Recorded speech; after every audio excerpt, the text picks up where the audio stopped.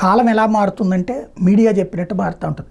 Media వాళ్ళు ఏది highlight చేయాలి, ఏది పడుకోబెట్టాలి అన్నది వాళ్ళే డిసైడ్ చేస్తారు. జగన్ హయాంలో టీచర్లకు శిక్షణ ఇస్తున్నప్పుడు ఎవరో స్పృహ తప్పారనినో లేకపోతే అనారోగ్యం పాలయ్యారనినో, సైకో జగన్ పాలనలో ఉపాధ్యాయులకు బాధలు ఇది, ఉపాధ్యాయుల కర్మలు ఇవి అని వార్తలు రాసుకొచ్చారు.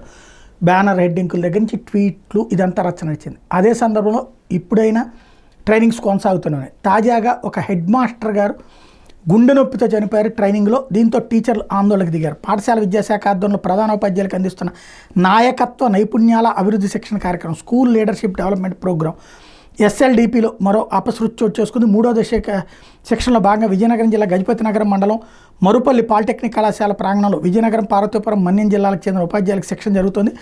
పార్వతీపురం, మన్యం జిల్లా బామిని మండలం నేరడి ఎంపీయూపీ పాఠశాల ప్రధానోపాధ్యాయుడు సిరిపురపు శ్రీనివాసరావు గత సోమవారం నుంచి పాల్గొంటున్నారు.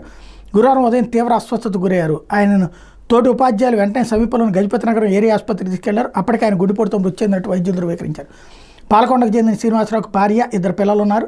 ఇప్పటికే ఈ నెల 6న ఏలూరు జిల్లా ఆగిరిపల్లిలో శిక్షణ హాజరైన ప్రధానోపాధ్యాయుడు వెంకటరత్న కుమార్ ఇదే తరహాలో మరణిస్తే, చీరాలలో మరో ప్రధానోపాధ్యాయుడు తీవ్ర అస్వస్థతకు గురై ఆసుపత్రి పాలయ్యారు. ఇది వరుసగా జరుగుతున్నటువంటి. కాకపోతే ఇది పత్రికలు ఎవరు హైలైట్ చేయట్లేదు. ఒక్క సాక్షి వాళ్ళు వాళ్ళ రాసుకొచ్చారు. అప్పట్లో ఈనాడు జ్యోతి రాసేవన్నమాట.